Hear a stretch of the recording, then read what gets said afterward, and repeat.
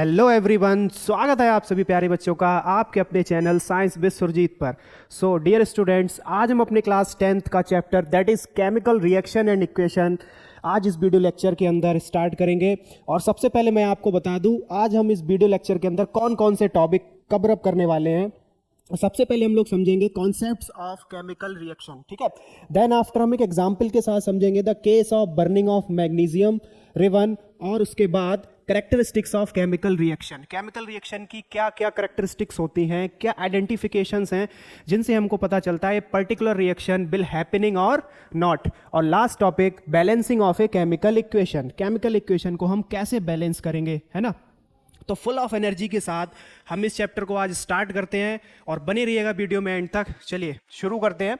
और सबसे पहले हम समझेंगे कि chemical reaction, concept of chemical reaction को समझने के लिए हम बात करते हैं सबसे पहले दो चेंजेस के बारे में, that is physical changes and chemical changes. क्या फिजिकल चेंजेस होते हैं और क्या केमिकल चेंजेस होते हैं। एक बहुत इजी सा एग्जांपल लेते हैं बच्चों। अगर मैं एक पेपर को लूं और उस पेपर को फोल्ड करूं, ठीक है, 1 टाइम 2 टाइम अगर मैं उस पेपर को फोल्ड करता हूं तो फोल्ड करने से पेपर का शेप चेंज होगा, ठीक है, ठीक है, दिखने में वो पेपर ही रहेगा, है ना, कोई नई चीज नहीं बन जाएगी। तो ऐसे क्या हुआ, हमने सिर्फ उसका शेप चेंज किया, यानी कि only physical property are resemble, ठीक है। तो ऐसे चेंजेस को बेटा हम फिजिकल चेंजेस कहते हैं। जैसे हम अपने क्लोथ को भी, ठीक है, एक पर्टिकुलर मैनर में क्लोथ है, जब हम उनको वॉश करते हैं और वॉश करने के बाद पानी को निचोड़ने के लिए हम उनको ट्विस्ट करते हैं, ठीक है। तो ट्विस्ट करने से क्या होता है, क्लोथ का शेप चेंज हो रहा है, ठीक है, कोई नई चीज बन के नहीं आ रही है ना। तो ऐसे चेंजेस को हम फिजिकल चेंजेस कहते हैं। केमिकल चेंजेस में बच्चों क्या होता है, केमिकल चेंजेस में एक ऐसी प्रोसेस होती है जिसमें कोई सब्सटेंस एक ऐसी प्रोसेस से होकर गुजरता है जिसमें एक नया सब्सटेंस फॉर्म हो जाता है नई प्रॉपर्टीज के साथ। ऐसे चेंजेस को हम केमिकल चेंजेस कहते हैं, ठीक है। देखिए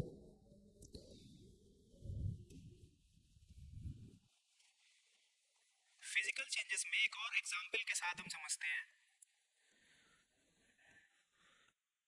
ठीक है। Boiling of water, boiling of water, ठीक है। वाटर को बेटा जब हम बॉईल करते हैं तो बॉईल करने से क्या होगा, वाटर अभी हमारे पास लिक्विड स्टेट में है। किस में बेटा, लिक्विड स्टेट में। तो जब हम वाटर को बॉईल करेंगे तो बॉईल करने के बाद वाटर कन्वर्ट हो जाएगा स्टीम में। किस में बच्चों, स्टीम में, ठीक है, यानी कि आ जाएगा गैसियस स्टेट में, ठीक है। तो पहले की बात करें तो वाटर का जो फॉर्मूला होता है that is H2O, liquid state में। और जब वाटर स्टीम बन जाएगा तब भी वाटर का फॉर्मूला क्या रहेगा, H2O। कोई नई चीज नहीं बनी यहां पर, है ना। वापस से अगर हम इस स्टीम को बेटा कंडेंस करें, ठंडा करें, है ना, तब क्या होगा, ये स्टीम कंडेंस होकर जो वाटर के वेपर्स हैं वो फिर से क्या बन जाएंगे, लिक्विड फॉर्म में आ जाएंगे, ठीक है ना। फिर से क्या हो जाएंगे बेटा, लिक्विड फॉर्म में आ जाएंगे। और इस लिक्विड को हम और ज्यादा अगर फ्रीज करते हैं, ठीक है, फ्रीज करते हैं तो क्या होगा, वाटर आइस बन जाएगा, ठीक है, आइस की फॉर्म में आ जाए। और आइस की फॉर्म में भी वाटर का फॉर्मूला क्या होता है, H2O, ठीक है। तो तीनों ही प्रोसेस में, चाहे वाटर लिक्विड स्टेट में हो या फिर गैसियस स्टेट में हो, है ना, या फिर वो सॉलिड स्टेट में बन जाए, आइस बन जाए, वाटर का फॉर्मूला सेम रहता है, H2O दैट इज H2O। तो इसमें क्या हो रहा है कि वाटर का सिर्फ आपको ना फिजिकल चेंज नजर आ रहा है। क्या नजर आ रहा है, फिजिकल चेंज। ऐसे में वाटर क्या हो रहा है, कोई नई चीज नहीं बन रही है पानी से, पानी पानी ही है, ठीक है, बस दिखने में अलग हो रहा है, सॉलिड, लिक्विड एंड गैस। तो ये आपका क्या कहलाता है बेटा, फिजिकल चेंज। क्या कहलाता है, फिजिकल चेंज। अब हम बात करें केमिकल चेंज की, ठीक है। जैसे अगर मैं अभी पेपर वाला जो एग्जाम्पल लिया था, ठीक है, उसी बेटा पेपर को अगर मैं इस बार फोल्ड ना करके बर्न करूं, है ना, फोल्ड ना करके उस पेपर को अगर मैं क्या कर दूं, बर्न कर दूं, ठीक है, burning of paper, burning of paper. जब मैं पेपर को बेटा बर्न कर दूंगा तो बर्न करने के बाद पेपर जल जाएगा और उसमें से क्या निकलेगी, ठीक है, paper is made up of some carbon particles present होंगे उसमें। तो कार्बन डाइऑक्साइड गैस इवॉल्व होगी। क्या इवॉल्व होगी, कार्बन डाइऑक्साइड गैस क्या होगी, इवॉल्व होगी, ठीक है, एक नया सब्सटेंस मिला, है ना। और पेपर बर्न होने के बाद बेटा क्या कन्वर्ट हो जाएगा, किसमें, ऐश में, ठीक है, राख बन जाएगा वो, है ना। क्या हम वापस से इस ऐश से पेपर को बना सकते हैं, नहीं बना सकते, नॉट रिवर्सिबल। लेकिन यहां पर क्या हुआ कि हमने लिक्विड से गैस बनाया, वाटर को, वाटर से सॉलिड बनाया। हम सॉलिड को फिर से, ठीक है, सॉलिड से क्या बना सकते हैं, लिक्विड बना सकते हैं, लिक्विड से वापस गैस बना सकते हैं। तो ये प्रोसेस रिवर्सिबल है, बट वो प्रोसेस इरिवर्सिबल है। हम वापस से ऐश को पेपर नहीं बना सकते। Next example, burning of candle. Burning of candle, जब हम कैंडल को बर्न करते हैं तो बेटा वैक्स क्या होता है, मेल्ट हो जाता है। क्या हो जाता है, मेल्ट हो जाता है। और साथ ही साथ में CO2 गैस क्या होती है, इवॉल्व हो जाती है। ठीक है, जो केमिकल फ्यूल इसमें है वैक्स, वो क्या होता है बच्चों, मेल्ट हो जाता है और CO2 गैस क्या हो जाती है, इवॉल्व हो जाती है। तो इवन किसी भी सब्सटेंस की बर्निंग, चाहे वो कैंडल हो, पेपर हो, एनीथिंग एल्स, जब हम किसी भी सब्सटेंस को बर्न करते हैं तो उसमें हमें एक नया सब्सटेंस चेंजेस। ठीक है, तो आज हम लोग पढ़ेंगे केमिकल रिएक्शंस क्या होती है ना, व्हाट आर केमिकल रिएक्शंस। ठीक है, तो केमिकल रिएक्शंस क्या है, देखिए, the process in which new substance with new properties are formed are called chemical reactions. एक ऐसी प्रोसेस जिसमें कि कुछ सब्सटेंस कन्वर्ट हो जाते हैं न्यू सब्सटेंसेस में, आपस में रिएक्ट करके। ठीक है ना, एक केमिकल प्रोसेस होती है। ठीक है, कैसे चेंजेस होते हैं, केमिकली चेंजेस होते हैं। तो वो नया सब्सटेंस बन जाता है और उनके अंदर नई प्रॉपर्टीज आ जाती हैं, है ना, न्यू प्रॉपर्टीज रिजेंबल करती हैं। तो ऐसी प्रोसेस को हम लोग बच्चों कहते हैं केमिकल रिएक्शंस। ठीक है, एक बहुत ही अच्छे एग्जाम्पल के साथ समझते हैं, आपके सिलेबस में भी एग्जाम्पल है। देखिए, ऐसा नहीं है कि केमिकल रिएक्शंस सिर्फ केमिस्ट्री लैब में या साइंस लैब में ही परफॉर्म कराई जा सके एलिमेंट्स और कंपाउंड्स के बीच में। बहुत सारी बेटा केमिकल रिएक्शंस सराउंडिंग्स में, ठीक है, हमारे आसपास होती रहती है हमारी डेली लाइफ में। जैसे सोरिंग ऑफ मिल्क, ठीक है, दूध का खट्टा होना। मिल्क जो होता है ना, वो टाइम के साथ धीरे धीरे सोर होता जाएगा, खट्टा होता जाएगा, उसका टेस्ट चेंज होता जाएगा, है ना। फॉर्मेशन ऑफ कर्ड, ठीक है, फॉर्मेशन ऑफ कर्ड, और इसके पीछे रीजन, ठीक है, लैक्टोबैसिलस बैक्टीरिया। जब लैक्टोबैसिलस बैक्टीरिया की पॉपुलेशन मिल्क में धीरे धीरे बढ़ती जाएगी ना, तो मिल्क से क्या बन जाएगा, कर्ड। क्या बन जाएगा, दही। मिल्क का टेस्ट बिल्कुल डिफरेंट है और कर्ड का टेस्ट टोटली डिफरेंट होगा। मिल्क से कर्ड में नई प्रॉपर्टीज आ जाएंगी। ठीक है, मिल्क से तो एक नया सब्सटेंस बना, that is curd. Cooking of food, जब हम खाना बनाते हैं तो जो कच्ची सब्जियां होती हैं, कच्चे वेजिटेबल्स होते हैं, है ना, रॉ मटेरियल्स होते हैं, ठीक है, उसके बाद जब हम उनको कुक्ड करते हैं विद सम इंग्रेडिएंट्स, ऑयल वगैरह मिक्स करके बॉईल करते हैं उनको, है ना, तो वो क्या होता है, केमिकल प्रोसेस के थ्रू सब्जियां जो है वो पक करके और टेस्टी सी वेजिटेबल तैयार हो जाती है। तो उसका टेस्ट बिल्कुल टोटली डिफरेंट हो जाता है पहले से, है ना, उसके अंदर नई प्रॉपर्टीज आ जाती हैं। तो वो भी क्या है बेटा, केमिकल चेंज है। Cooking of food, digestion of food in our body, हमारी बॉडी में जो फूड का डाइजेशन हो रहा है, ठीक है, वी ईट कॉम्प्लेक्स फूड। हम कौन सा फूड ईट करते हैं बच्चों, कॉम्प्लेक्स फूड। ठीक है, और ये फूड डाइजेस्टिव सिस्टम के थ्रू डाइजेस्ट होके किस में कन्वर्ट हो जाता है, सिंपल फूड में। किस में कन्वर्ट हो जाता है बच्चों, सिंपल फूड में। तो the process of conversion of complex food into simple food is called digestion. It is also a chemical process. Process of respiration, ठीक है, रेस्पायरेशन में क्या होता है, आप बच्चों ये मत समझना कि हम जैसे ऑक्सीजन को इनहेल करते हैं और कार्बन डाइऑक्साइड को एक्सहेल करते हैं, दैट इज कॉल्ड ब्रीथिंग। एक मैकेनिकल प्रोसेस है, ठीक है। लेकिन सोचने वाली बात यह है कि जब हम ऑक्सीजन को इनहेल कर रहे हैं, क्या जा रही है अंदर, ऑक्सीजन, और एक नया सब्सटेंस बाहर निकल रहा है, that is CO2।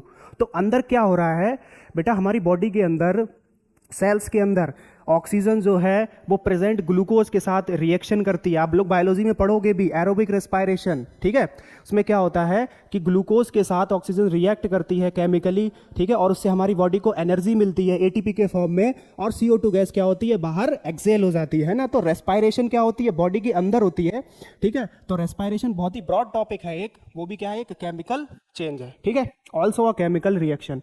Fermentation of grapes, grapes का फर्मेंटेशन, या फिर एनी अदर फ्रूट लाइक बनाना, ठीक है। अब यहाँ पे देखिए बेटा, बनाना तो देखिए ये बिल्कुल रॉ है ना, कच्चा सा है, और टाइम पीरियड के साथ साथ देखिए क्या होगा, धीरे धीरे इसका कलर भी चेंज होगा, येलो, ठीक है। और ये क्या होगा, कलर चेंज होने के साथ साथ जब और ज़्यादा टाइम के साथ हम इसको देखेंगे तो धीरे धीरे क्या होगा, ये सड़ने से लगेगा, है ना, ये खराब होने से लगेगा और इसका टेस्ट भी गंदा हो जाएगा, है ना।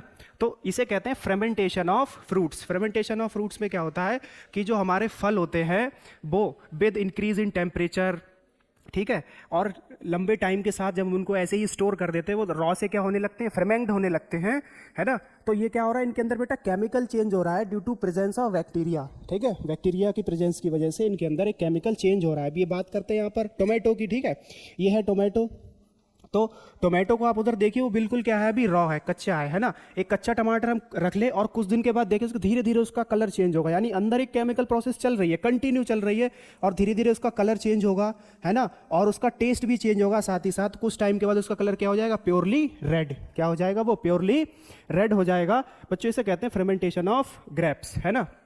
आगे रस्टिंग ऑफ आयरन। जब हम कोई भी आयरन का ऑब्जेक्ट मॉइस्ट एयर की प्रेजेंस में, है ना, मॉइस्ट एयर मतलब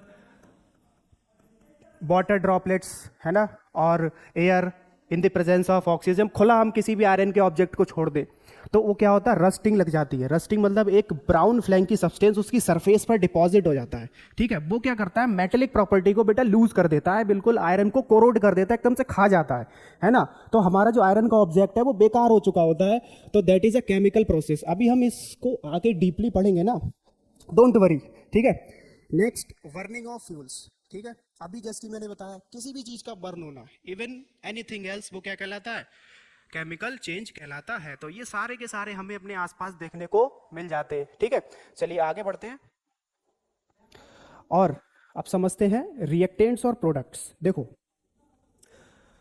कोई भी दो सब्सटेंस आपस में जब केमिकली रिएक्ट करते हैं उन्हें बच्चों हम कहते हैं रिएक्टेंट्स। क्या कहते हैं, reactants. The substance which take part in chemical reaction, जो केमिकल रिएक्शन में टेक पार्ट, भाग लेते हैं, हिस्सा लेते हैं, मतलब आपस में केमिकली रिएक्ट करते हैं, उन्हें हम रिएक्टेंट कहते हैं। और रिएक्शन होने के बाद जो प्रोडक्ट बनता है, जो रिजल्ट हमें मिलता है कि वो दो सब्सटेंस आपस में केमिकली रिएक्ट करके उन्होंने क्या बनाया, ठीक है, क्या बनाया, that is called product. The new substance produces as a result of chemical reaction is called product. Suppose that A और बी दो रिएक्टेंट थे, ठीक है, ए और बी दो रिएक्टेंट थे, दो सब्सटेंस है, इनके बीच में आपस में क्या हुआ, केमिकल रिएक्शन हुई, ठीक है, केमिकल रिएक्शन हुई बच्चों, और क्या बने प्रोडक्ट, सी और डी, ठीक है।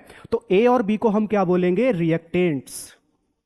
ए और बी को बोलेंगे रिएक्टेंट्स और सी और डी को बोलेंगे प्रोडक्ट्स, ठीक, क्लियर हुआ इतना, ठीक है। आगे देखिए, जैसे मैग्नीशियम Mg, ठीक है, जब मैग्नीशियम ऑक्सीजन के साथ रिएक्ट करता है O2, ठीक है, इस केस को अभी हम आगे स्टडी करेंगे। जब मैग्नीशियम ऑक्सीजन के साथ रिएक्ट करता है, या फिर यूं कह लें कि मैग्नीशियम बर्न करता है in the presence of oxygen, तब बच्चों क्या बनता है, मैग्नीशियम ऑक्साइड। क्या बनता है, मैग्नीशियम ऑक्साइड MgO, ठीक है, MgO, ठीक। Magnesium is a solid, oxygen is a gas, both reactants are different, ठीक है। केमिकल रिएक्शन हुई, ठीक है, in the presence of oxygen क्या होता है, मैग्नीशियम बर्न होता है और क्या बन जाता है, मैग्नीशियम ऑक्साइड, ठीक है, एक सॉलिड फॉर्म में पाउडर हमें मिलता है, ठीक है, मैग्नीशियम ऑक्साइड, ठीक। एक बात ध्यान देने वाली बात यह है कि रिएक्टेंट्स में देखा कि मैग्नीशियम का एटम है और ऑक्सीजन का एटम है, ठीक है। Only two types of atom are present in the reactant side, magnesium and oxygen. और प्रोडक्ट में भी हमें सिर्फ दो ही एटम मिले जो रिएक्टेंट में थे, मैग्नीशियम और एटम, कोई नया एटम नहीं मिला, ठीक है। तो केमिकल रिएक्शन में क्या होता है, atoms of one element do not change, किसी भी एलिमेंट के एटम चेंज नहीं होते, कोई नया एटम आके ऐड नहीं होता, ना कि ये एटम जो प्रेजेंट होते हैं इनमें से कोई चला जाता है, गायब हो जाता है। सिर्फ बच्चों क्या हो रहा है, एटम्स आपस में क्या हो रहे हैं, एक नए बॉन्ड बनते हैं, नए तरीके के केमिकल बॉन्ड बनते हैं। एटम्स क्या होते हैं, टुगेदर अट्रैक्ट हो जाते हैं, अटैच हो जाते हैं, या फिर यूं कह ले कि वो रीअरेंज हो जाते हैं, ठीक है। इस वजह से एक नया सब्सटेंस बन जाता है न्यू प्रॉपर्टीज के साथ। Only a rearrangement of atoms takes place in the chemical reaction, है ना, वही बात है कि सिर्फ रीअरेंजमेंट ऑफ एटम्स जो है होते हैं केमिकल रिएक्शन में। तो देखो, मैग्नीशियम था, ऑक्सीजन था, और क्या बना, मैग्नीशियम ऑक्साइड। तो magnesium atom here present, oxygen atom here present, क्योंकि वहां पर सिर्फ मैग्नीशियम और ऑक्सीजन दो ही टाइप के एटम थे, वही हमें प्रोडक्ट में भी देखने को मिलते हैं, ठीक है। चलिए आगे बढ़ते हैं। बर्निंग ऑफ मैग्नीशियम रिबन, ठीक है, मैग्नीशियम रिबन, देखिए ऐसा एक मैग्नीशियम का रिबन होगा, और जब हम इसको बर्न करेंगे, ठीक है, एज यू नो फायर, आग हमेशा ऑक्सीजन की प्रेजेंस में लगती है, ठीक है। तो हम इस रिएक्शन को ऐसे लिखते हैं, मैग्नीशियम प्लस ऑक्सीजन, और हमें क्या मिलता है, मैग्नीशियम ऑक्साइड मिलता है। तो मैग्नीशियम का बच्चों जो रिबन है, इसको जब हम बर्न करते हैं तो बर्न करने के साथ जो इसकी फ्लेम निकल रही है, ठीक है, जो इसकी फ्लेम निकलती है वो बेटा ना एकदम से बिल्कुल वाइट डेजलिंग फ्लेम होती है। कैसी होती है, white dazzling flame, as it is, जैसे आपके कैमरे की फ्लैश लाइट, है ना, जैसे कैमरे की फ्लैश लाइट बिल्कुल फ्लैश करती है, व्हाइट डेजलिंग फ्लेम, ऐसी कुछ व्हाइट डेजलिंग फ्लेम निकलेगी somewhere blues and most of the colour is white, ठीक है। तो हमारा जो मैग्नीशियम रिबन है जब वो ऑक्सीजन के साथ रिएक्ट करेगा क्या बना लेगा, मैग्नीशियम ऑक्साइड, यानी बर्न होने के बाद एक जो हमें ऐश मिलेगी वो इसकी कैसी होगी, व्हाइट पाउडर। क्या मिलेगा हमें, व्हाइट पाउडर, ठीक है, व्हाइट पाउडर, ठीक है, ओके, इतना समझ आया, ठीक। आगे क्वेश्चन बनता है कि जब भी मैग्नीशियम रिबन को बर्न किया जाता है तो बर्न करने से पहले हमें उसको क्लीन करना पड़ता है, ठीक है। एक सैंड पेपर लेते हैं, हिंदी में कहते हैं ना उसको रेगमाल, ठीक है, सैंड पेपर से उसको क्या करते हैं, क्लीन करते हैं। क्यों क्लीन करते हैं, ठीक है, क्योंकि मैग्नीशियम क्या होता है, एटमॉस्फेयर जो प्रेजेंट ऑक्सीजन है, मैग्नीशियम हाईली रिएक्टिव एलिमेंट्स में आता है और ऑक्सीजन उसके ऊपर डिपॉजिट हो जाती है, ठीक है, ऑक्सीजन उसके ऊपर डिपॉजिट हो जाती है मैग्नीशियम की सरफेस पर और धीरे धीरे डिपॉजिट होती रहती है, कंटिन्यूसली होती रहती है और एक मैग्नीशियम ऑक्साइड की प्रोटेक्टिव लेयर फॉर्म हो जाती है, ठीक है। ये जो रिबन है इसके ऊपर मैग्नीशियम ऑक्साइड की एक प्रोटेक्टिव लेयर जो है वो फॉर्म हो जाती है, जो फर्दर आगे अगर मैग्नीशियम रिबन को बर्न करना चाहे, ठीक है, तो एटमॉस्फेयर में प्रेजेंट जो ऑक्सीजन है उसको मैग्नीशियम तक आने से रोकती है। अब ऑक्सीजन नहीं आएगी और ज़्यादा, तब क्या होगा, मैग्नीशियम अच्छी तरीके से बर्न नहीं होगा। तब हम क्या करते हैं, रिबन के ऊपर पहले क्या करते हैं, बिफोर बर्निंग द रिबन, ठीक है, रिबन को बर्न करने से पहले मैग्नीशियम को हम उसको रबिंग करते हैं और क्लीन कर लेते हैं ना विद अ सैंड पेपर। क्या रिमूव करने के लिए, कि ये जो मैग्नीशियम ऑक्साइड की प्रोटेक्टिव लेयर है इसके ऊपर, इसको हटाने के लिए, ठीक है। तो इसको हटाने के लिए सैंड पेपर से इसको रब करते हैं और इसको क्लीन कर लेते हैं। आई इतनी बात समझ में, ठीक है, क्लियर हुआ। चलिए अब आगे बढ़ते हैं। अब हम लोग बात करेंगे कि केमिकल रिएक्शंस दो रिएक्टेंट्स के बीच में हम कराना चाहते हैं, ठीक है, जैसे एक रिएक्टेंट ए और एक रिएक्टेंट बी, और इन दोनों के बीच में केमिकल रिएक्शन हो रही है या फिर ये रिएक्शन कंप्लीट हो गई, तो हमें पता कैसे लगेगा कि सच में इनके बीच में ये केमिकल रिएक्शन हो गई या फिर नहीं हुई, ठीक है। तो बेसिकली कुछ करेक्टरिस्टिक्स हैं जिन्हें हमें जानना बहुत ज़रूरी है और वो करेक्टरिस्टिक्स हमें आइडेंटिफाई करती है कि ये रिएक्शन हो पाई या फिर नहीं हो पाई। तो सबसे पहली बेटा करेक्टरिस्टिक है इवोल्यूशन ऑफ गैस। अगर किसी भी टाइप की गैस निकलती है, ठीक है, किसी भी टाइप की गैस निकलती है, गैस का इवोल्यूशन होता है, तब हमें पता लगता है कि हाँ रिएक्शन हो गई। तो कुछ केमिकल रिएक्शन ऐसी हैं जो इवोल्यूशन ऑफ गैस से कैरेक्टराइज्ड की जा सकती हैं, ठीक। Some reactions, some chemical reactions are characterised by evolution of a particular gas, okay, ठीक है। जैसे फॉर एन एग्जाम्पल, जब हम जिंक मेटल की रिएक्शन सल्फ्यूरिक एसिड के साथ कराएं, H2SO4 एक्वस, ठीक, जब हम जिंक मेटल की रिएक्शन सल्फ्यूरिक एसिड के साथ कराएंगे तब क्या होगा, ये जो जिंक है यहां से हाइड्रोजन को डिस्प्लेस करेगा और बना लेगा जिंक सल्फेट, ZnSO4 एक्वस, ठीक है, जिंक सल्फेट, ठीक है, प्लस और हाइड्रोजन गैस इवॉल्व हो जाएगी, समझ गए, और हाइड्रोजन गैस इवॉल्व हो जाएगी।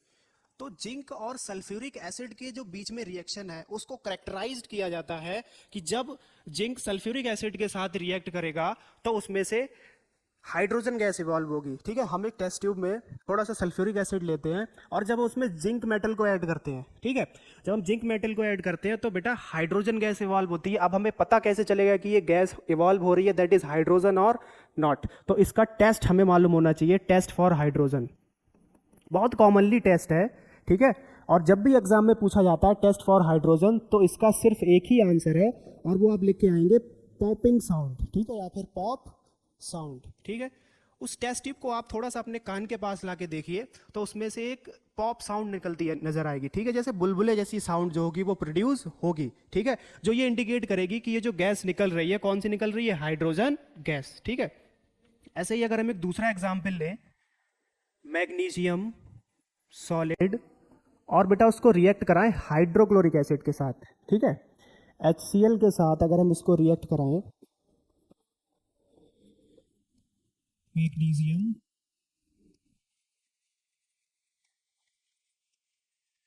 Hydrochloric acid, that gives MgCl2, magnesium chloride, magnesium chloride. Same बिल्कुल यहाँ पर मैग्नीशियम हाइड्रोजन क्लोराइड में से हाइड्रोजन को क्या कर देगा, डिस्प्लेस कर देगा, हटा देगा वहां से, यानी इस एटम को क्या कर देगा, रीअरेंज कर देगा, ठीक है। और मैग्नीशियम उसकी जगह ले लेगा, क्या बन जाएगा, मैग्नीशियम क्लोराइड, ठीक है। तो जब हाइड्रोजन वहां से हटा तो क्या निकलेगा बच्चों, हाइड्रोजन गैस, ठीक है। हाइड्रोजन गैस क्या होगी, इवॉल्व होगी, ठीक है। तो इस रिएक्शन को भी करेक्टराइज करते हैं इवोल्यूशन ऑफ हाइड्रोजन गैस, ठीक, ओके, बात आई समझ में इतनी, ठीक है। चलिए एक और एग्जाम्पल हम देखते हैं, सोडियम कार्बोनेट। सोडियम कार्बोनेट की रिएक्शन जब हाइड्रोजन क्लोराइड के साथ कराते हैं तो बनता है सोडियम क्लोराइड, वाटर और कार्बन डाइऑक्साइड गैस रिलीज होती है, ठीक है। चलिए लिख के समझते हैं।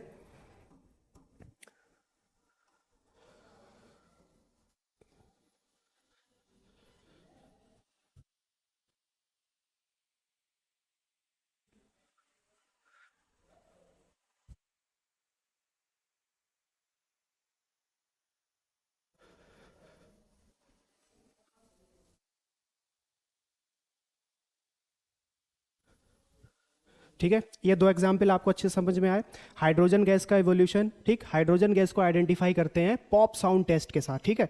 अब हम बात करेंगे सोडियम कार्बोनेट, एक एग्जाम्पल और लेते हैं, सोडियम कार्बोनेट, ठीक है। Example 3, Na2CO3, sodium carbonate react with hydrogen chloride, that gives sodium chloride NaCl, ठीक है, प्लस वाटर एक्सेस की फॉर्म में रिलीज होगा and CO2 gas, CO2 gas evolve होगी, ठीक है। Sodium carbonate react with hydrogen chloride, बच्चों क्या बनेगा, sodium chloride NaCl, water release होगा एक्सेस की फॉर्म में और CO2 गैस क्या होगी, इवॉल्व होगी, क्या होगी, CO2 गैस आपकी इवॉल्व होगी, ठीक है। रिएक्शन को बैलेंस करते हैं, Na2CO3 2HCl,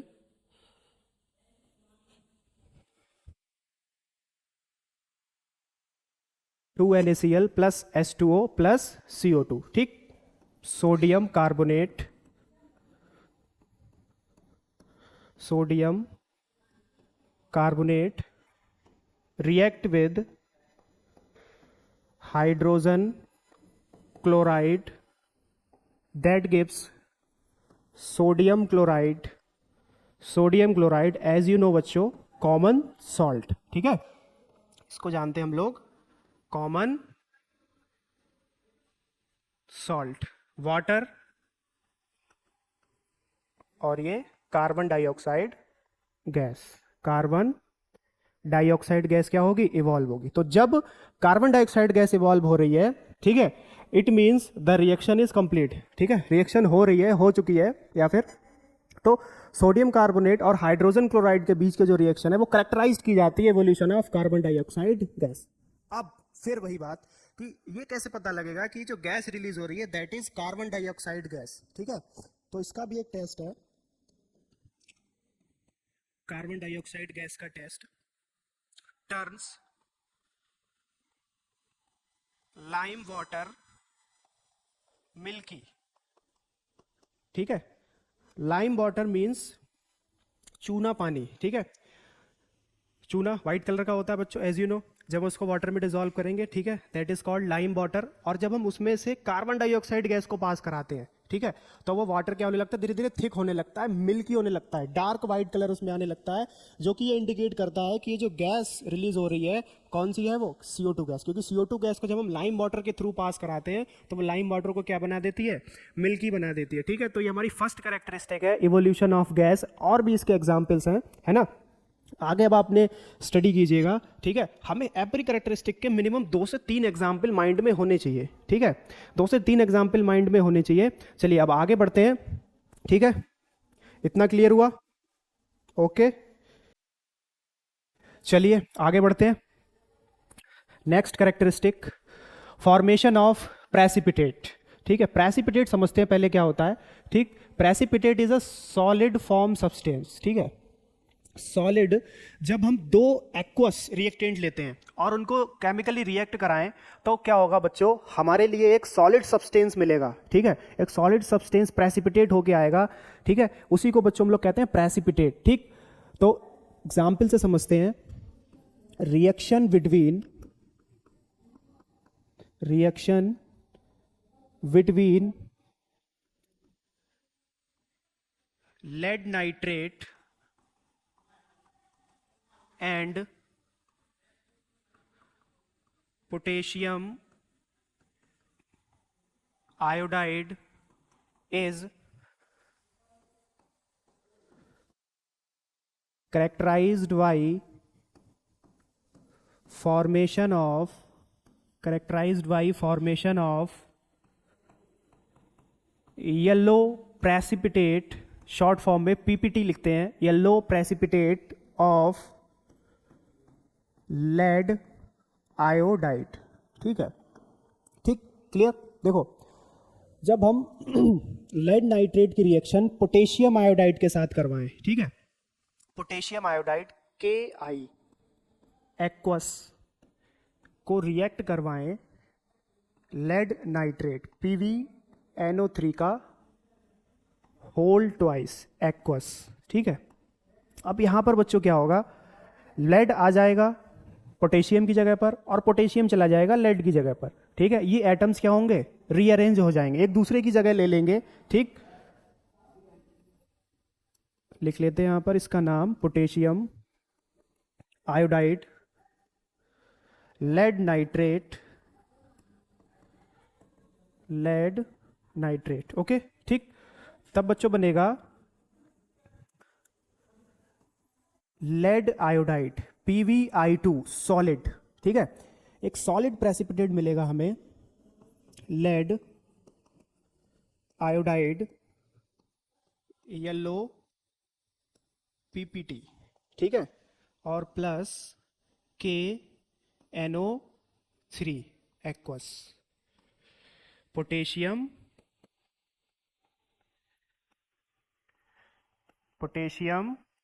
नाइट्रेट। ठीक है, पोटेशियम नाइट्रेट। ठीक, रिएक्शन को बैलेंस करते हैं, 2KI प्लस PbNO3 का होल ट्वाइस PbI2 2KNO3। ठीक, देखो फिर से समझाता हूं।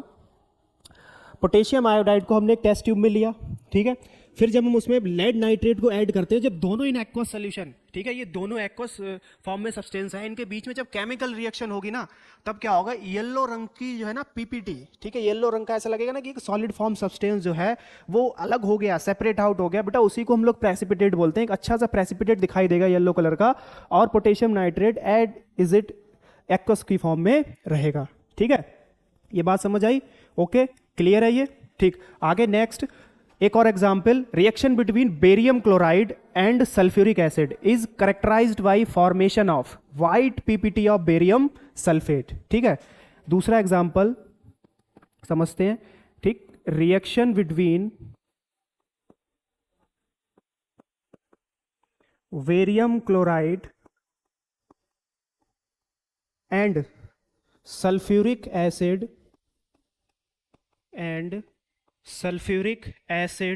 is characterized by formation of white PPT of barium sulfate,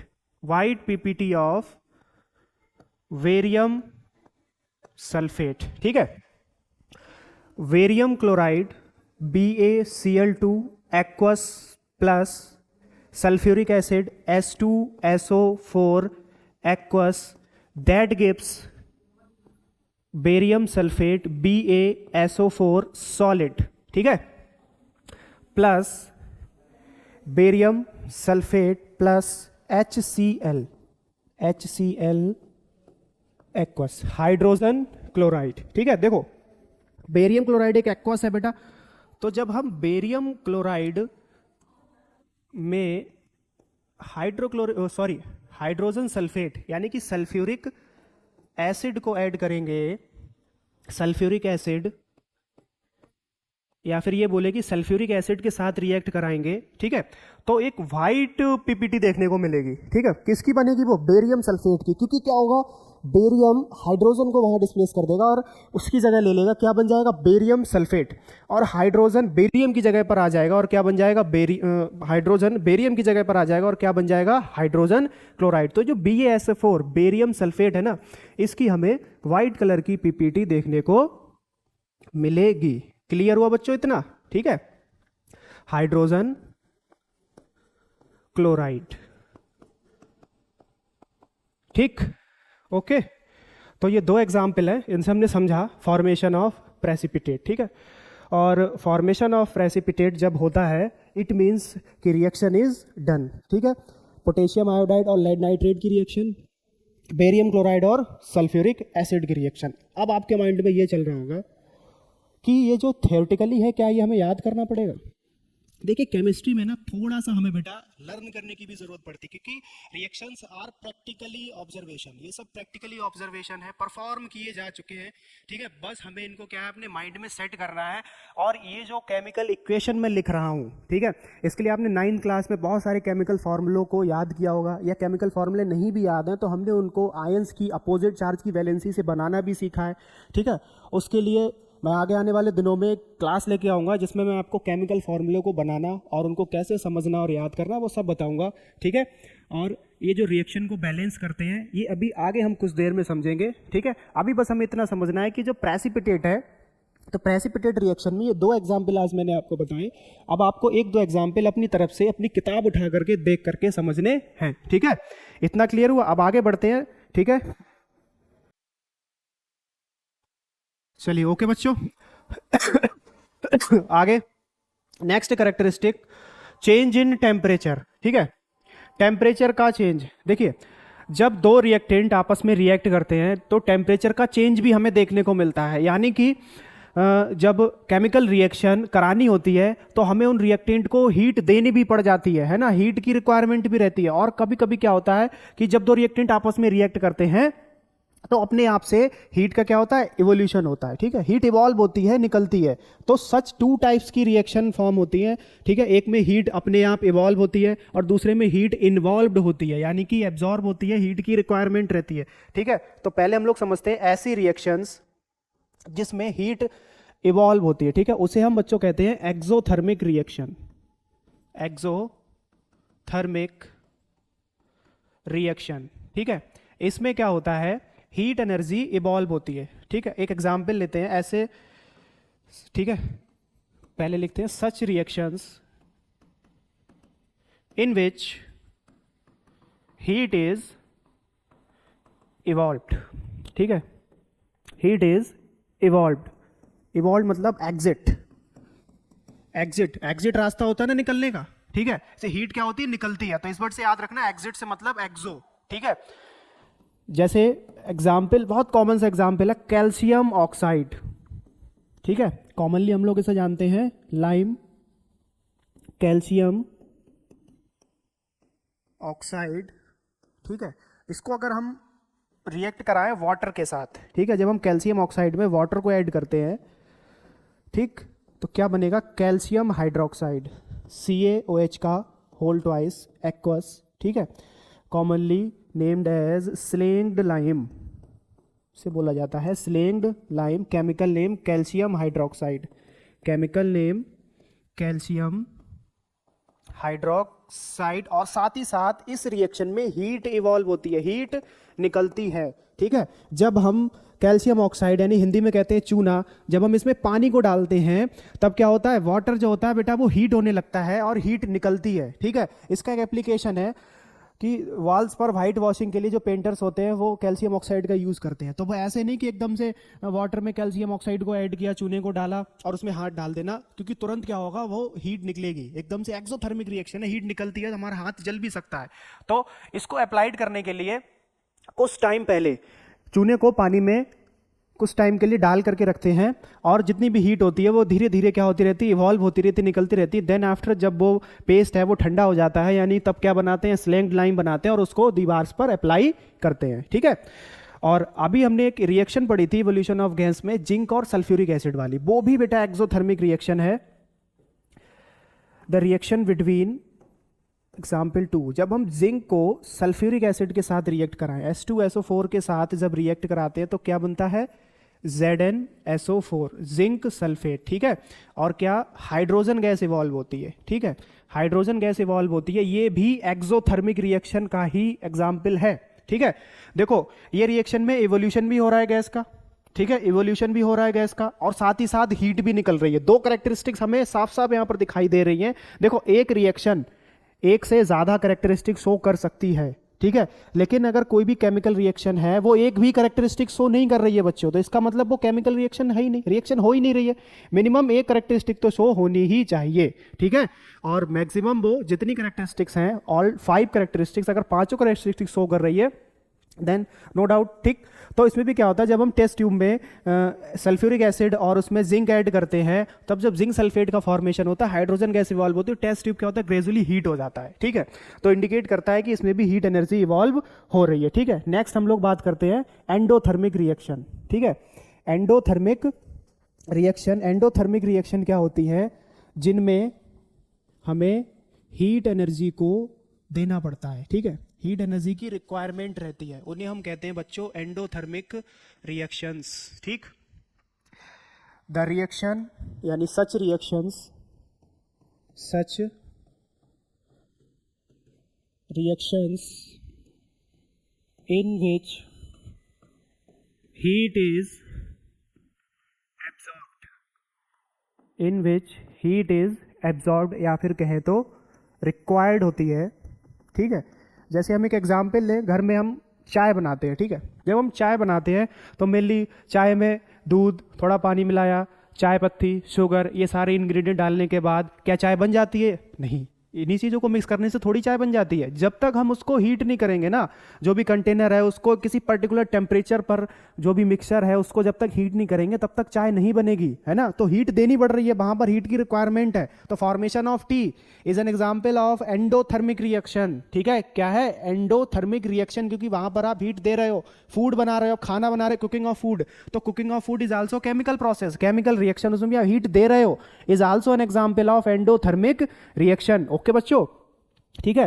तो एक एग्जाम्पल से और समझते हैं, बेरियम हाइड्रोक्साइड, बेरियम हाइड्रोक्साइड, ठीक है, barium hydroxide react with ammonium chloride NH4Cl, ठीक है, NH4Cl, तब बनेगा barium chloride plus ammonia gas release होगी और वाटर रिलीज होगा, ठीक है। Ammonium chloride, barium chloride, ammonia gas, ammonia and water, ठीक है, 2NH4Cl 2NH3 2H2, ठीक। ये रिएक्शन देखो, जब हम बेरियम हाइड्रोक्साइड को एमोनियम क्लोराइड के साथ रिएक्ट कराना चाहते हैं तो दोनों कंपाउंड को, दोनों सब्सटेंस को, ठीक है ना, एक टेस्ट ट्यूब में लेके क्या करते हैं, हीट देते हैं, ठीक है, हीट एनर्जी प्रोवाइड कराते हैं, तब जाकर के ये रिएक्शन बेटा स्टार्टअप होती है और हो पाती है, ठीक है।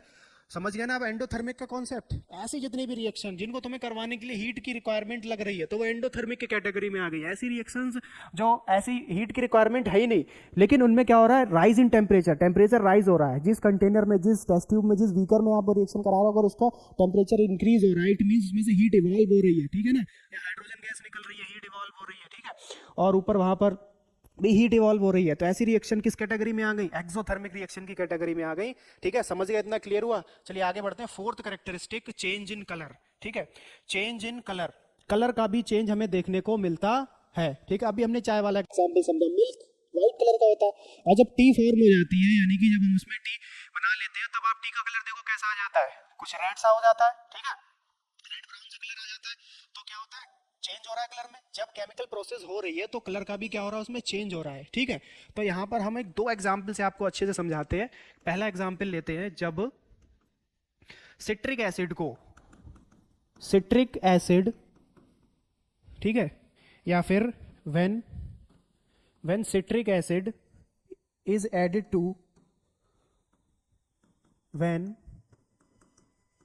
citric acid is added to potassium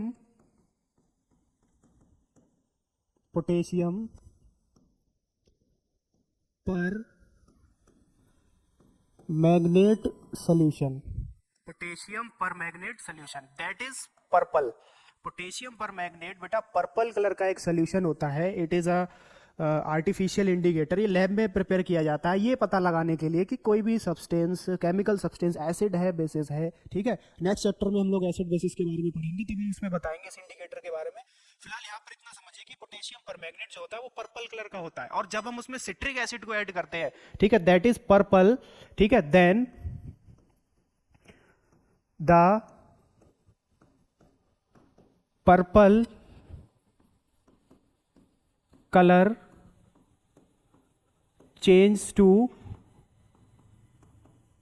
colourless. तो जो पर्पल कलर होता है ना वो डिसअपियर हो जाता है और कलरलेस हो जाता है। ठीक है, जैसे एक बीकर में हम पोटेशियम पर मैग्नेट को ले, ठीक है, एक बीकर में अगर हम पोटेशियम पर मैग्नेट को लेते हैं, ठीक है, पर्पल कलर का पोटेशियम पर मैग्नेट लेते हैं, ठीक है, इसका नेचुरल कलर पर्पल होता है। ठीक है, पोटेशियम पर मैग्नेट का, पोटेशियम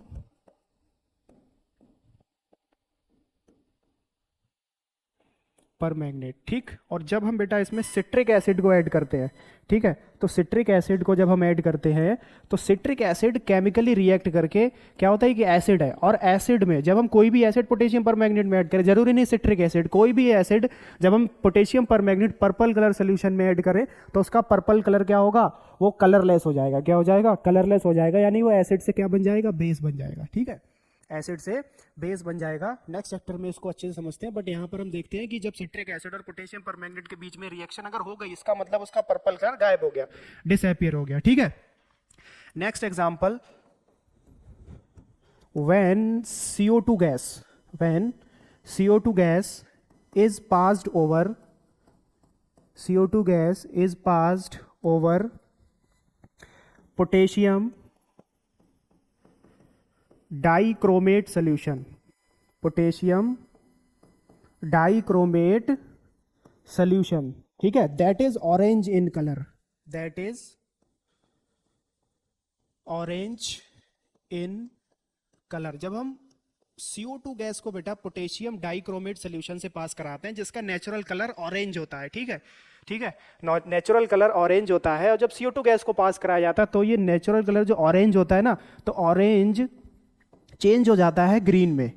ठीक है, ऑरेंज बेटा चेंज हो जाता है किसमें, ग्रीन कलर में चेंज हो जाता है। ठीक है, तो ये दो एग्जाम्पल्स हमें दिमाग में रखने हैं चेंज इन कलर के। ठीक है, नेक्स्ट चेंज इन स्टेट। ठीक है, चेंज इन स्टेट यानी सॉलिड से लिक्विड, लिक्विड से गैस। ठीक है, अगर प्रोडक्ट गैस बन रहा है, हो सकता है उसका रिएक्टेंट सॉलिड हो।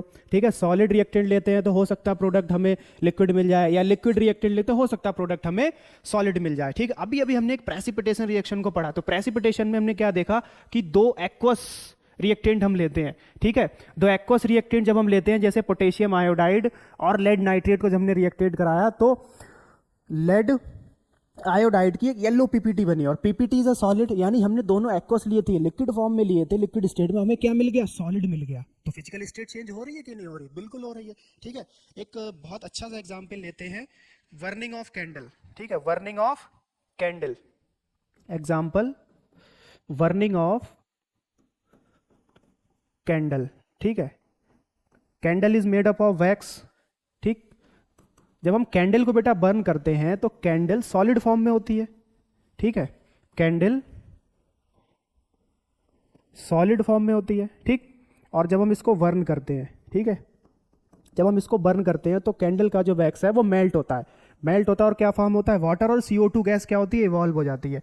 ठीक है, तो वाटर फॉर्म होता है, दैट इज लिक्विड, और प्लस CO2 गैस इवॉल्व होती है, दैट इज गैस। तो यहाँ पर हमें फिजिकल स्टेट में चेंज देखने को मिल रहा है, सॉलिड से लिक्विड, ठीक है, वैक्स मेल्ट होती है, लिक्विड फॉर्म में आती है, ठीक है, ठीक है, वाटर उसमें से जो है वो इवोपरेट होता है, ठीक है, समझ गए बात के लिए, और CO2 गैस फॉर्म होती है, गैसियस फॉर्म में कन्वर्ट हो रहा है, यानी सॉलिड से लिक्विड और liquid to gas, physical state का भी चेंज हमें देखने को मिलता है। तो ये भी कैरेक्टरिस्टिक केमिकल रिएक्शन की, and the last character is change in physical state. तो ये पांचों कैरेक्टरिस्टिक आई होप अच्छे से आपको समझ आ गई होंगी, ठीक है ना। अब इन कैरेक्टरिस्टिक्स से रिलेटेड हमें मिनिमम सबके 2 या 3 से एग्जाम्पल अपने माइंड में रखने हैं, ठीक है, और दिमाग में ये फीड करना है कि कम से कम एक कैरेक्टरिस्टिक तो शो हो, मैक्सिमम कितनी भी हो सकती है। आप ऐसी रिएक्शन, मेरी तरफ से ये होमवर्क है आपके लिए, आप मुझे एक ऐसी रिएक्शन बताइए जिसमें पांचों कैरेक्टरिस्टिक्स शो हो, एक ऐसी रिएक्शन जो पांचों कैरेक्टरिस्टिक्स शो करे, और नीचे कमेंट बॉक्स में मेंशन कीजिए, ठीक है। चलिए अब आगे बढ़ते हैं टॉपिक, ठीक है, आगे देखते हैं नेक्स्ट टॉपिक हमारा क्या है।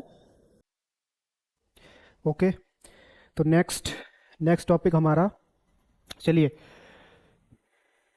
केमिकल इक्वेशन, ठीक है, केमिकल इक्वेशन, ठीक। देखिए जैसे हम मैथमेटिक्स में कोई भी वर्ड प्रॉब्लम को स्टडी करें और उस वर्ड प्रॉब्लम को समझ के हम उसकी ना मैथमेटिकल इक्वेशन बनाएं, सपोज दैट x + y = 5, ठीक है, 2x + 5y = 10, तो हम उस प्रॉब्लम को समझ करके मैथमेटिकल इक्वेशन बना के उनको सॉल्व करते हैं और x और y की वैल्यू फाइंड करते हैं, ठीक है। तो हमने वहां पर क्या यूज किया, कुछ सिंबल्स, कुछ वेरिएबल्स को यूज करके उसको इक्वेशन के फॉर्म में लिखा, समझ गए ना।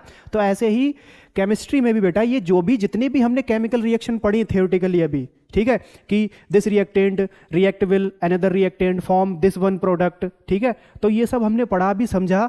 अब हम इसको ना एक इक्वेशन की फॉर्म में लिखेंगे with the help of some symbols and chemical formula, ठीक है, उसी को हम कहते हैं केमिकल इक्वेशन, एक method representing a chemical reaction with the help of symbols and formula of the substance. जो सब्सटेंस यूज हो रहा है केमिकल रिएक्शन में, उस सब्सटेंस का फॉर्मूला या फिर एलिमेंट का सिंबल जो इन्वॉल्व होता है is known as chemical equation. यहां पर एक केमिकल रिएक्शन लिख रखी है, जिंक जब सल्फ्यूरिक एसिड के साथ रिएक्ट करता है तो क्या बनाता है, जिंक सल्फेट, और क्या बनाता है, हाइड्रोजन, ठीक है, हाइड्रोजन गैस इवॉल्व होती है।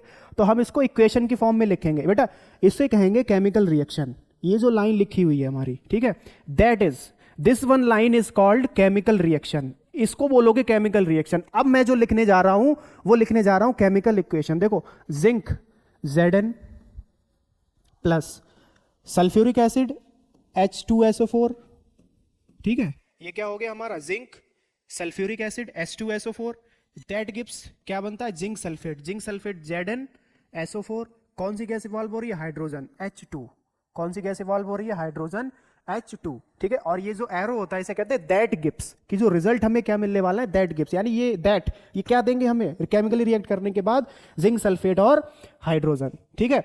अभी भी ये इनकम्प्लीट है ना, हमें एक चीज का और बहुत खास ध्यान रखना है कि केमिकल फॉर्मूला नहीं गलत होना चाहिए, है ना। ये जो फॉर्मूला है ये गलत नहीं होना चाहिए, अगर ये फॉर्मूला गलत हो गया तब हम आगे इस रिएक्शन को जो हमने इक्वेशन के फॉर्म में बनाया है तो इसको हम बैलेंस भी नहीं कर पाएंगे, ठीक है। अभी बस आप इतना समझिए कि हम केमिकल फॉर्मूला को कैसे, केमिकल फॉर्मूला आप बिल्कुल करेक्ट लिखिए, ठीक है। एक नेक्स्ट एग्जांपल ले लेते हैं, जैसे hydrogen plus oxygen, hydrogen plus oxygen, ठीक है भैया, ले लिया, क्या बनाता है, वाटर, पता है सबको, है ना, ठीक, वाटर। तो hydrogen H2 plus oxygen O2, ये मैंने सिंबल के फॉर्म में लिख रहा हूं ना, सिंबॉलिक फॉर्म में, that gives H2O, that gives H2O, ठीक, वाटर बन गया ना। देखो यहां पर 2 हाइड्रोजन, H2 का मतलब है 2 हाइड्रोजन के एटम है, ऑक्सीजन 2 ऑक्सीजन के एटम है। अब जो प्रोडक्ट हमारा बना उसमें हाइड्रोजन के तो 2 एटम है बट ऑक्सीजन का 1 है। अब आप गलती ये मत कर देना कि ऑक्सीजन के 2 एटम यहां पर 2 लगा देना, H2O2 तो फॉर्मूला ही नहीं होता है वाटर का, वाटर का जो फॉर्मूला होता है वो क्या होता है, H2O, ठीक है। तो अब हमें क्या करना पड़ेगा, हम जानते हैं कि जितने एटम्स रिएक्टेंट साइड होते हैं उतने ही प्रोडक्ट साइड भी होते हैं, ना एक कम होगा ना एक ज्यादा होगा। अब हम कहां से लाएंगे, हम क्या करेंगे, इसको बैलेंस करेंगे, क्या करेंगे, बैलेंस करेंगे भाई, तराजू को क्या करना है, बैलेंस करना है। ऐसे ही इक्वेशन को क्या करना पड़ता है, बैलेंस करना पड़ता है, तब जाकर के ये इक्वेशन हमारी करेक्ट फॉर्म में मानी जाएगी, ठीक है। तो हम बैलेंस करने के लिए मल्टीप्लाई कर सकते हैं या फिर डिवाइड कर सकते हैं। तो यहां पर अगर हम 2 से मल्टीप्लाई करें तो 2 2 जा फोर हाइड्रोजन के एटम है, 2 से मल्टीप्लाई कर दें, 2 2 जा 4 हाइड्रोजन के एटम हो गए। यहाँ भी हाइड्रोजन के कितने एटम हो गए 4, और ऑक्सीजन के कितने एटम है बेटा यहाँ पर 2। प्रोडक्ट साइड में देख लेते हैं, 2 2 जा 4, हाइड्रोजन के कितने एटम हो गए 4, और ऑक्सीजन के कितने एटम हो गए इधर 2 से मल्टीप्लाई की तो पूरे में मानी जाएगी वो, ठीक है। तो 2 2, ठीक है, बराबर हो गए ना दोनों साइड, हाइड्रोजन 4 4 और ऑक्सीजन 2 और 2, ठीक है। तो ये बैलेंस भी हमें करना पड़ेगा, ठीक है। और भी 2-3 छोटी मोटी बातें हैं, जैसे हमें इस जिंक का, इसके नीचे इसका नेम भी लिखना है, जिंक इस फॉर्मूले का क्या नेम है उसके नीचे लिखना है, ठीक है, इसका नीचे लिखना है उसके, और इनकी फिजिकल स्टेट कि ये सॉलिड है, लिक्विड है, गैस है, एक्वस है, क्या है, बहुत सी चीजें होती हैं, ठीक है। बट जो हमने एक ये सिंबॉलिक फॉर्म में इक्वेशन लिख रखी है, इसको बेटा हम लोग कहते हैं केमिकल इक्वेशन। क्या कहते हैं? केमिकल इक्वेशन बोलते हैं, ठीक है। अभी धीरे धीरे आगे मैं बताऊंगा, जाना नहीं है किसी को कहीं, ठीक है ना, वीडियो को पूरा देखिए एंड तक। अब मैं आके आपको समझाऊंगा कि इक्वेशन को बैलेंस कैसे करते हैं, ठीक है, बैलेंस कैसे करते हैं। तो पहले हम समझते हैं बैलेंस्ड केमिकल इक्वेशन क्या होती है। अभी अभी हम लिखते हैं balanced chemical equation, zinc plus sulphuric acid H2SO4 that gives zinc sulphate ZnSO4 plus hydrogen H2, ठीक है। अब हम देखते हैं, देखो जिंक का एटम है 1, ठीक है, number of zinc atom 1, number of hydrogen atom 2, number of sulphur atom 1, number of oxygen atom 4, ठीक है। यही सेम डाटा हमें उधर भी करना होगा, number of zinc atom 1, number of sulphur atom 1, number of oxygen atom 4 और नंबर ऑफ हाइड्रोजन एटम 2, ठीक है ना। ऑक्सीजन 4 हाइड्रोजन 2 जिंक 1 सल्फर 1, ये ऑलरेडी बैलेंस है। जितने नंबर ऑफ एटम्स रिएक्टेंट्स में है उतने ही नंबर ऑफ एटम क्या है, प्रोडक्ट में है, क्या है, प्रोडक्ट में है, ठीक है। अब एक अनबैलेंस केमिकल इक्वेशन लिखते हैं, जैसे hydrogen H2 plus oxygen O2 that gives H2O, ठीक है। बच्चों यहां पर देखो हाइड्रोजन कितने हैं 2, ऑक्सीजन कितने हैं 2, ठीक है। उधर देखो हाइड्रोजन कितने हैं 2, ऑक्सीजन कितना है 1, ये अनबैलेंस है, ठीक है। ये इक्वेशन अनबैलेंस है, यहां 2 है वहां 2 है, ठीक है। ऑक्सीजन 2 है बट वहां ऑक्सीजन क्या है 1 है, एक ऑक्सीजन कहां गया, वो कहीं नहीं गया, वो है, ठीक है। उसको हमें शो करना है, रिप्रेजेंट करना है, इधर और इधर रिएक्टेंट साइड और प्रोडक्ट साइड क्या करना है, नंबर ऑफ एटम्स को इक्वल करना है। इसी को कहते हैं बैलेंसिंग ऑफ इक्वेशन। और जब तक नंबर ऑफ एटम्स रिएक्टेंट और प्रोडक्ट साइड इक्वल नहीं है तब तक वो एक बैलेंस्ड केमिकल इक्वेशन नहीं मानी जाएगी, ठीक है। अब चलिए आपको सिखाता हूँ बैलेंसिंग कैसे करते हैं, ठीक है। बैलेंसिंग ऑफ केमिकल इक्वेशन, ठीक है, बहुत सिंपल सी बात है, the process of making number of different atoms equal on both the sides, ठीक है, of reactants and product is called balancing of equation. Both the sides हमें नंबर क्या करने हैं, इक्वल करने हैं, ठीक है। बहुत एक सिंपल सा एग्जांपल लेते हैं, carbon plus oxygen that gives carbon dioxide CO2, एक कार्बन 2 ऑक्सीजन मिलकर के क्या बनाते हैं CO2। तो यहां पे नंबर ऑफ एटम कार्बन 1, वहां पे भी 1, यहां पे ऑक्सीजन 2, वहां पे भी ऑक्सीजन 2, ये इक्वेशन ऑलरेडी बैलेंस है, ठीक है। Next example 2, hydrogen H2 plus oxygen O2 that gives H2O, water. क्या बनाते हैं बेटा, वाटर बनाते हैं, ठीक है। तो हम यहां पर क्या करेंगे, 2 से मल्टीप्लाई करेंगे तो 2 2 जा 4 हाइड्रोजन, यहां पे भी 2 से मल्टीप्लाई करेंगे, 2 2 जा 4 हाइड्रोजन, 2 ऑक्सीजन और 2 1 जा 2, 2 ऑक्सीजन उधर। अब रिएक्टेंट और प्रोडक्ट साइड एटम्स जो है वो इक्वल हो चुके हैं। इसका एक दूसरा मेथड भी है, हम इसको ऐसे भी बैलेंस कर सकते हैं, H, ठीक है। देखो 1/2 से हम डिवाइड भी कर सकते हैं, ठीक है। डिवाइड मतलब 1/2 से हम मल्टीप्लाई करते हैं तो 2 से 2 क्या हो जाएगा, डिवाइड हो जाएगा, और इधर क्या माना जाएगा कि इधर एक ऑक्सीजन का एटम है, उधर भी कितना ऑक्सीजन का एटम है, एक ऑक्सीजन का एटम है, कितना एटम है, एक ऑक्सीजन का एटम है, ठीक है। तो मैग्नीशियम का एग्जाम्पल समझते हैं। मैग्नीशियम को जब हम HCl के साथ रिएक्ट करवाएं, एग्जाम्पल नंबर 3, मैग्नीशियम को जब हम HCl के साथ रिएक्ट करवाएं बच्चों तो क्या बनता है, मैग्नीशियम क्लोराइड, ठीक है। मैग्नीशियम क्लोराइड और हाइड्रोजन गैस इवॉल्व होती है। इवोल्यूशन ऑफ गैस में भी हमने एग्जाम्पल ये समझा था, ठीक है। हाइड्रोजन गैस इवॉल्व होती है, ठीक है। तो कितने हाइड्रोजन है इधर 2, इधर कितना हाइड्रोजन है 1, गड़बड़ है। इधर कितने क्लोरीन है 2, कितने हैं 2, और इधर कितना क्लोरीन है, गड़बड़ है ना। तो हमें क्या करना होगा, सबसे पहले बैलेंस करने के लिए ये नहीं मुंह उठा के बस कहीं पे भी 2 और 3 मल्टीप्लाई कर दिया, ठीक है। आप एक एटम को पकड़ो पहले, ठीक है। हमने हाइड्रोजन को पकड़ लिया, हाइड्रोजन 2 है, तो पहले अब हाइड्रोजन बैलेंस करने की कोशिश करो, ठीक है। तो हाइड्रोजन को बैलेंस करने के लिए हमने यहाँ पे 2 लिखा, तो 2 हाइड्रोजन हो गए। अब 2 क्लोरीन भी हो गए, अब देखो वहां पर 2 क्लोरीन है, तो 2 क्लोरीन और 2 क्लोरीन, एक मैग्नीशियम, ठीक है ना, होगी बैलेंस। आई बात समझ में, ठीक। आगे देखते हैं और एग्जाम्पल से समझते हैं। वही इरेजर, ओके, 1 सेकेंड बच्चों। एंडोथर्मिक रिएक्शन में जो अभी हमने एग्जाम्पल लिखा था उसको हम दोबारा आपको समझाते हैं। एग्जाम्पल 4, बेरियम हाइड्रोक्साइड, BaOH का होल ट्वाइस। बेरियम हाइड्रोक्साइड को जब हम एमोनियम क्लोराइड के साथ रिएक्ट कराएं, NH4Cl एमोनियम क्लोराइड के साथ रिएक्ट कराते हैं, तो बेटा क्या बनता है, barium chloride plus ammonia gas release होती है, NH3, ठीक है। एमोनिया गैस रिलीज होती है और वाटर रिलीज होता है, H2O, ठीक। देखो अब इधर number of वेरियम atom 1, number of वेरियम atom 1, और यहां भी नंबर ऑफ वेरियम एटम 1, ठीक है भाई। Barium equals to 1, oxygen 2, hydrogen 2 और 4 हाइड्रोजन वो, 4 और 2 6, ठीक है, 4 और 2 6। Number of chlorine atom 1, number of nitrogen atom 1, number of chlorine atom 1, number of nitrogen atom 1, ठीक है। अब हम उधर देखते हैं प्रोडक्ट की साइड। प्रोडक्ट की साइड देखें तो number of वेरियम atom 1, number of chlorine atom 2, number of nitrogen atom 1, ठीक है, और number of hydrogen atom 3 and 2 5, 3 and 2 5, और number of oxygen atom 1, number of oxygen atom 1, ठीक। गड़बड़ है भैया, देखो बेरियम 1 है, ठीक है, ऑक्सीजन 2 यहाँ है, ऑक्सीजन 1 है, हाइड्रोजन 6 है, वहाँ पर 5 है, क्लोरीन 1 है, यहाँ पर क्लोरीन 2 है, नाइट्रोजन 1 है, यहाँ पर नाइट्रोजन 1 है। तो एक तो हाइड्रोजन में गड़बड़ है, हाइड्रोजन इक्वल नहीं है, ठीक है, और क्लोरीन इक्वल नहीं है। हाइड्रोजन और क्लोरीन दो जो है वो इक्वल नंबर ऑफ एटम्स नहीं है, ठीक है। हमें अब इनको बैलेंस करना पड़ेगा। क्या करना पड़ेगा, बैलेंस करना पड़ेगा, ठीक है। तो हमें बैलेंस करना है क्लोरीन और हाइड्रोजन को, ठीक है। तो हम पहले देखते हैं क्लोरीन को, देखते हैं। देखो आप सबसे पहले बैलेंस करने की कोशिश उसको किया करो जो ना प्रोडक्ट साइड में कम अमाउंट में हो। तो इधर क्लोरीन कम है, हाइड्रोजन 3 और 2 5 ज्यादा है, तो जो कम अमाउंट में हो ना उसको बैलेंस करने की कोशिश पहले किया करो। तो क्लोरीन 2 है, ठीक है, तो यहां पर हम क्या करेंगे, 2 क्लोरीन उधर है तो 2 इधर भी बनाएंगे, तब हम यहाँ 2 से मल्टीप्लाई करेंगे, ठीक। जब हम 2 से मल्टीप्लाई करेंगे तो 2 क्लोरीन और 2 क्लोरीन बराबर हो गए।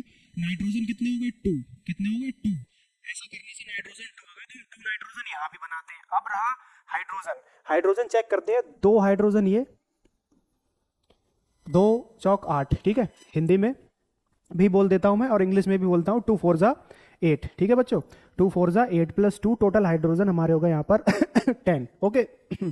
अब इधर चेक करते हैं, 2 3 6 और 2 से मल्टीप्लाई यहाँ और करते हैं, 2 2 4, 6 + 4 10 हाइड्रोजन, ठीक है।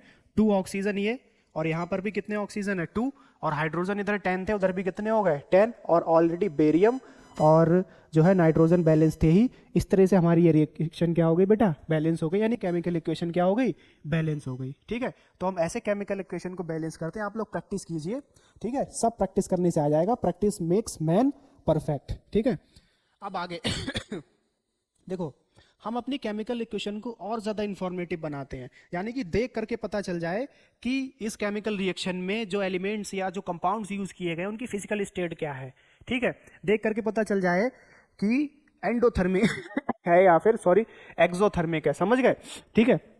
तो इसके लिए हम 3 जरूरी काम करते हैं। सबसे पहला काम, by indicating the physical state. आप जो भी रिएक्टेंट यूज कर रहे हो उनकी फिजिकल स्टेट को इंडिकेट करना है, हीट चेंजेस को इंडिकेट करना है, एक्सोथर्मिक है या फिर एंडोथर्मिक है, ठीक है, और कंडीशन इंडिकेट करनी है। कभी कभी रिएक्शन किसी स्पेशल कंडीशन के, ठीक है, जो है अंडरटेक होती है, तो हम स्पेशल कंडीशन को भी जो है आइडेंटिफाई करते हैं, मतलब वहां पर मेंशन करते हैं। तो ये 3 बातें जो है वो हमें मेंशन करनी है। सबसे पहली बात समझते हैं क्या है, फिजिकल स्टेट, ठीक है।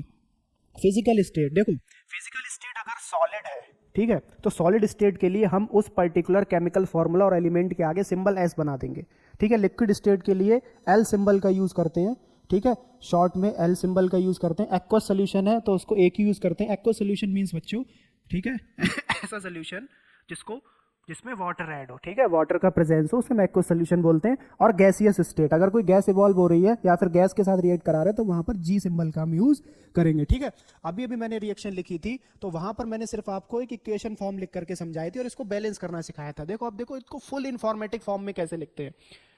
जेड सॉलिड, ये हो गया हमारा जिंक, ठीक है, सॉलिड फॉर्म में है, प्लस H2SO4, ठीक है, sulphuric acid aqueous sulphuric acid, ठीक है, दैट गिव्स जिंक सल्फेट,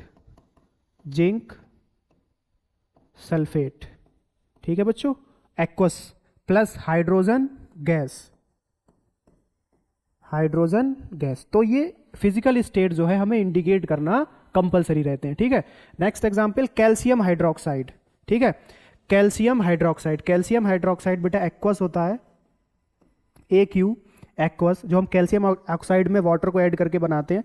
तो कैल्शियम हाइड्रोक्साइड AQ, और जब हम इसमें CO2 गैस को पास कराते हैं, कार्बन डाइऑक्साइड, ठीक है, carbon dioxide, that gives calcium carbonate बनता है, ठीक है, calcium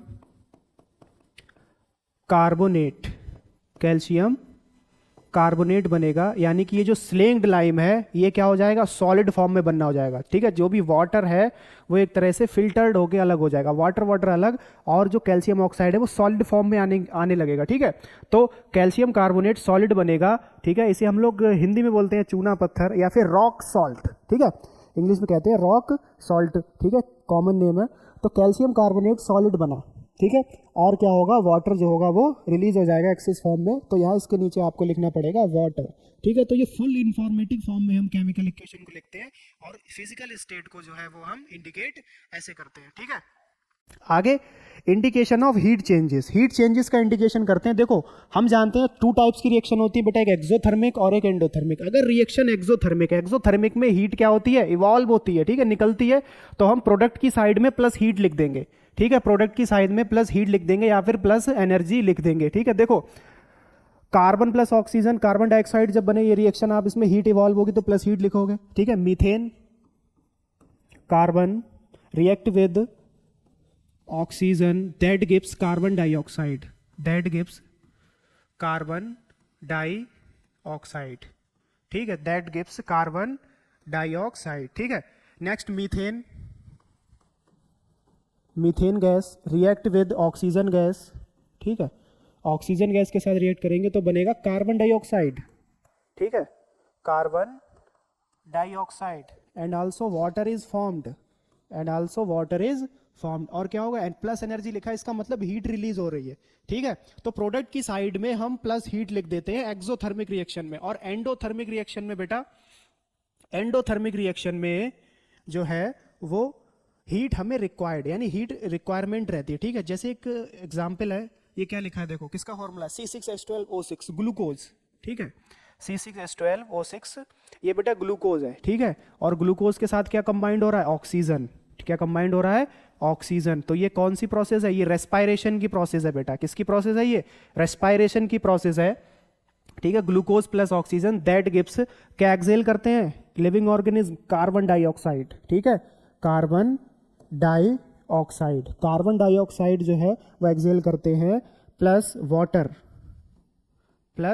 water plus energy, sorry ये भी एक्सोथर्मिक रिएक्शन है, ठीक है। रेस्पायरेशन की प्रोसेस में जब CO2 गैस इवॉल्व होती है, देखो बेटा जहां भी CO2 गैस होगी वहां समझ जाओ हीट है, ठीक है। CO2 गैस इवॉल्व हो रही है उसे चुपचाप एक्सोथर्मिक, ठीक है, CO2 गैस इवॉल्व हो रही है एक्सोथर्मिक, ठीक है। तो रेस्पायरेशन की जो प्रोसेस है वो एक्सोथर्मिक होगी। तो यहां पर हम राइट हैंड साइड क्या लिख देंगे, प्रोडक्ट की साइड जो है हम हीट एनर्जी या फिर सिंपल फॉर्म में एनर्जी लिख देंगे, ठीक है, क्योंकि एनर्जी का फॉर्मेशन हो रहा है, ठीक। और जो दूसरा टाइप है इसका एंडोथर्मिक रिएक्शन, ठीक है, एंडोथर्मिक रिएक्शन। तो उस एंडोथर्मिक रिएक्शन में बेटा नाइट्रोजन का डायरेक्ट हम कंबाइन कराते हैं ऑक्सीजन के साथ। तो जब नाइट्रोजन एक मिनट, नाइट्रोजन कंबाइंड होती है बेटा ऑक्सीजन के साथ, ठीक है।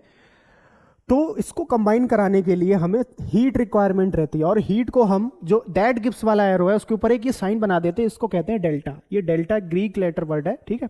वो सिंबल है, ट्रायंगल की फॉर्म में बना देंगे इस तरीके से, ठीक है। इसका मतलब ये रहता है कि यहां पर हीट एनर्जी की रिक्वायरमेंट है, हीट ली जा रही है, और क्या बनेगा, नाइट्रोजन मोनोऑक्साइड, ठीक है। नाइट्रोजन मोनो ऑक्साइड, ठीक है।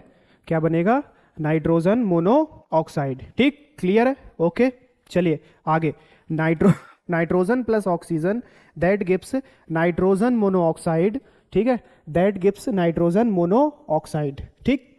तो एंडोथर्मिक रिएक्शन में बेटा हम जो है या फिर एरो के ऊपर डेल्टा लगा दें, एक दूसरा तरीका है हम लेफ्ट हैंड साइड, ठीक है, जो हमारा रिएक्टेंट साइड है उधर हम प्लस हीट लिख सकते हैं। जैसे हम यहाँ आरएचएस में प्लस हीट लिखते हैं वैसे ही यहाँ पर हम लेफ्ट हैंड साइड में प्लस हीट लिखेंगे। इसका मतलब है हीट जो है वो रिएक्टेंट की तरफ हो गई, यहाँ पर हीट जो है कौन एब्जॉर्ब कर रहा है, रिएक्टेंट एब्जॉर्ब कर रहा है, और वहां पर हीट प्रोडक्ट साइड लिखेंगे, मतलब प्रोडक्ट के साथ along with product heat evolve हो रही है, ठीक।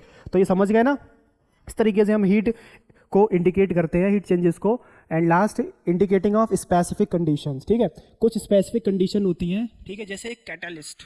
कैटालिस्ट क्या होता है, कैटालिस्ट भाई, कैटालिस्ट जैसे हम पढ़ाई नहीं कर रहे, स्टडी नहीं कर रहे, ठीक है, और अचानक से हमारा जो पड़ोसी है या हमारा कोई दोस्त है वो बहुत पढ़ रहा है, बहुत पढ़ रहा है, बहुत पढ़ रहा है, हम उसे देख देख के क्या हो रहे हैं, अंदर से मोटिवेट हो रहे हैं कि यार ये पढ़ रहा है, ये एग्जाम में मुझसे ज्यादा मार्क्स ले आएगा, फिर भाई मेरे घर पे डांट पड़ेगी, है ना, मोहल्ले वाले ताने मारेंगे, इससे अच्छा है कि मैं पढ़ लूँ। तो आपके अंदर क्या होगा, एकदम से सर्टेन एक रिएक्शन होगी कि एक मोटिवेशन आएगा कि क्या वो मोटिवेशन, उसको आप कह सकते हो दैट इज कैटलिस्ट, जिसने आपके माइंड को क्या किया, क्या माइंड को क्या कर दिया, आपके माइंड को पावरफुल बना, मतलब एनर्जिकल कर दिया, ठीक है, ये सोचने पर मजबूर कर दिया कि भाई करो, तुम भी करो, पढ़ो, अच्छे मार्क्स लाओ उसे देखकर, ठीक है। तो क्या होता है कि ऐसे ही रिएक्शंस में कोई भी रिएक्शन है, उस रिएक्शन की रेट को फास्ट कराने के लिए, उस रिएक्शन की रेट को फास्ट कराने के लिए हमें कैटालिस्ट की जरूरत पड़ती है, ठीक है। कैटालिस्ट क्या करते हैं, ऐसे स्पेसिफिक सब्सटेंस होते हैं जो रिएक्टेंट में ऐड किए जाते हैं, ठीक है। कोई भी रिएक्टेंट है उसमें ऐड किए जाते हैं, और ऐड करने से क्या होता है, उस रिएक्शन का रेट फास्ट हो जाता है, ठीक है। ऐसे भी कैटालिस्ट होते हैं जिनको ऐड करने से रिएक्शन का रेट स्लो भी हो जाता है, ठीक है, उन्हें इनहिबिटर कहते हैं, ठीक। तो रेट स्लो भी होता है और रेट फास्ट भी होता है। एक बहुत जरूरी बात, कैटालिस्ट किसी भी केमिकल रिएक्शन को स्टार्ट नहीं कराता, कैटालिस्ट किसी भी केमिकल रिएक्शन को स्टार्ट नहीं कराता, ठीक है। कोई भी रिएक्शन है वो नहीं हो रही, वो हो ही नहीं रही है, ठीक है। आप कुछ भी कर रहे हो, हीट दे रहे हो, कुछ भी कर रहे हो, हो ही नहीं रहे, कोई भी कैटालिस्ट यूज कर रहा है, हो ही नहीं सकती, क्योंकि कैटालिस्ट जो है ना वो रिएक्शन के रेट को फास्ट कराता है, मतलब एटलीस्ट 1% तो हो उनके बीच, ठीक है। 1% रिएक्शन अगर हो रही है ऐसी, आप पढ़ना तो चाहते हो बट पढ़ नहीं पा रहे हो, जब उसे आपने देखा तो आपने अपने पढ़ने की स्पीड को फास्ट किया, है ना। तो ऐसे ही रिएक्शन का रेट क्या होता है, फास्ट हो जाता है, रिएक्शन जल्दी हो जाती है, ठीक। तो ये बेटा है पोटेशियम क्लोरेट, पोटेशियम क्लोरेट, और पोटेशियम क्लोरेट सॉलिड फॉर्म में होता है, ठीक है। और जब हम पोटेशियम क्लोरेट में बेटा magnesium dioxide, it is a catalyst, इसको जब हम ऐड करते हैं और हीट प्रोवाइड कराते हैं, हीट प्रोवाइड करा रहे हैं, एंडोथर्मिक रिएक्शन हो गई, ठीक। तो क्या बनेगा, पोटेशियम क्लोराइड, क्या बन जाता है, पोटेशियम क्लोराइड बन जाता है, ठीक है, पोटेशियम क्लोराइड बन जाता है, और ऑक्सीजन गैस रिलीज हो जाती है, ठीक, ऑक्सीजन गैस रिलीज हो जाती है, ठीक। Next example, carbon monoxide gas, ठीक है, plus hydrogen, carbon monoxide plus